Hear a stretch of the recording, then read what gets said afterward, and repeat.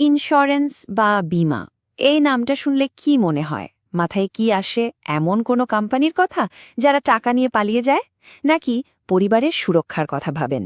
আজকে আমরা এটাই বোঝার চেষ্টা করব যে ইন্স্যুরেন্স কি আসলে একটা ধোঁকা, নাকি এটা বিপদের দিনের জন্য একটা জরুরি আর্থিক ঢাল।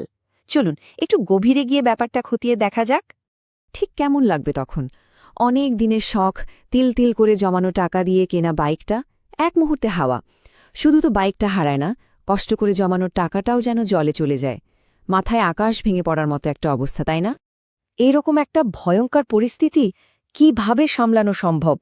আসলে জীবনের রাস্তায় কখন যে কোন দিক থেকে বিপদ এসে হাজির হবে সেটা তো আমরা কেউই আগে থেকে জানি না। এই ভয়গুলো কিন্তু একদম বাস্তব। কিন্তু একটা জিনিস খেয়াল করেছেন? ধনী ব্যক্তিরা তো এসব বিপদে পড়ে একেবারে পথের ফকির হয়ে যান না। কেন? কারণ তাদের হাতে থাকে এক ধরনের ম্যাজিক ওয়ান্ড বা জাদুর কাঠি। চলুন সেই জাদুর কাঠিটা নিয়েই কথা বলি। হ্যাঁ, এটাই সত্যি। ধনীরা এই টুলটা ব্যবহার করে তাদের সম্পদ আর পরিবারকে সুরক্ষিত রাখে। কিন্তু মজার ব্যাপার হলো, আমাদের মতো সাধারণ মানুষের কাছে এর ছবিটা কিন্তু প্রায় ঠিক উল্টো। আমাদের দেশে বেশিরভাগ মানুষের কাছে বীমা মানেই হল স্যুটটাই পরা এজেন্টের ঘ্যানঘ্যানানি, টাকা মেরে দেওয়া কোনো এমএলএম কোম্পানি, কিংবা টাকা ডাবল করার একটা লোভনীয় ফাঁদ। আর ঠিক এই ধারণাগুলোর কারণেই হয়তো আমরা আমাদের জীবনের সবচেয়ে জরুরি একটা সুরক্ষা কবচ থেকে নিজেদের দূরে সরিয়ে রাখি।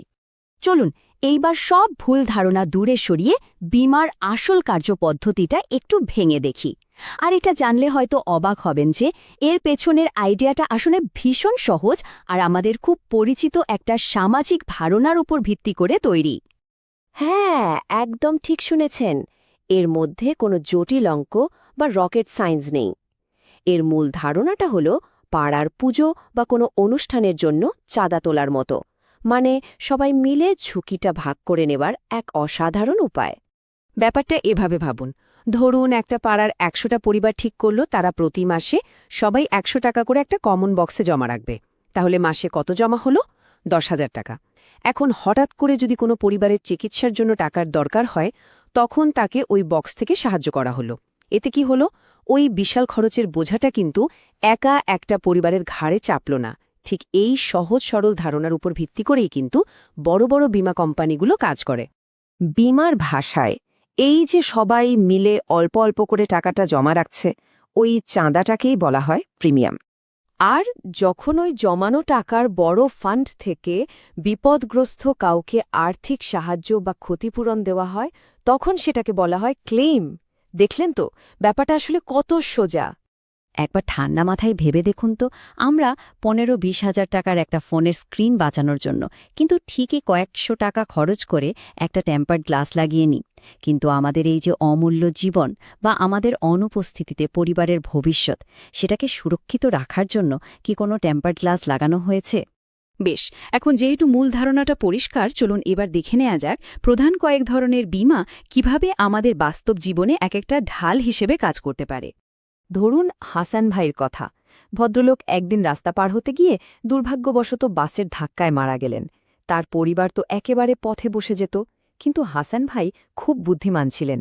তিনি একটা জীবন বীমা বা লাইফ ইন্স্যুরেন্স করে রেখেছিলেন। তার মৃত্যুর পর বীমা কোম্পানি তার পরিবারকে এককালীন ৫০ লাখ টাকা দেয়।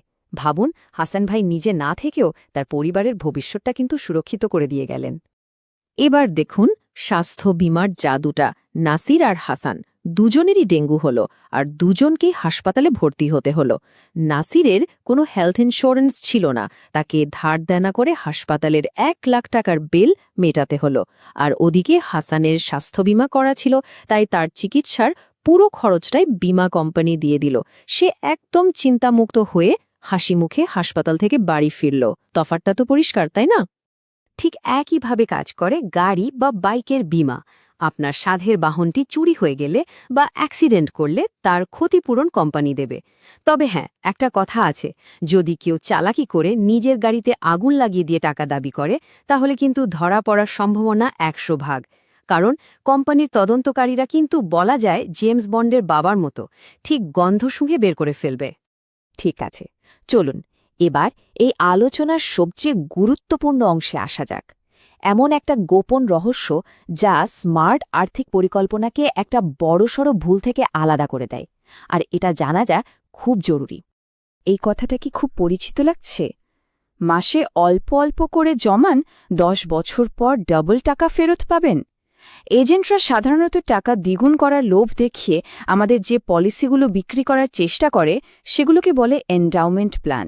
আর বিশ্বাস করুন, এটা একটা বিরাট বড় আর্থিক ফাঁদ। পার্থক্যটা নিজের চোখেই দেখুন। এন্ডোমেন্ট প্ল্যানে অনেক বেশি প্রিমিয়াম দিয়ে পাওয়া যায় মাত্র 2-3 লাখ টাকার সামান্য একটা কাভারেজ। অন্যদিকে স্মার্ট লোকেরা যেটা কেনে সেটা হলো টার্ম ইন্স্যুরেন্স, যেখানে বছরে মাত্র 8 থেকে 10 হাজার টাকার প্রিমিয়াম দিয়েও 1 কোটি টাকার বিশাল একটা কাভারেজ পাওয়া সম্ভব। হ্যাঁ, একদম ঠিক শুনেছেন, 1 কোটি টাকা।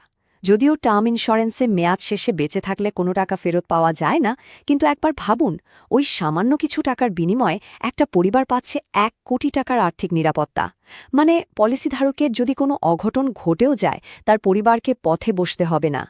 সুতরাং সবচেয়ে বড় শিক্ষা বা মূল কথাটা হল, স্মার্ট মানুষেরা ইন্স্যুরেন্স আর ইনভেস্টমেন্টকে কখনো একসাথে মিশিয়ে খিচুড়ি বানিয়ে ফেলে না।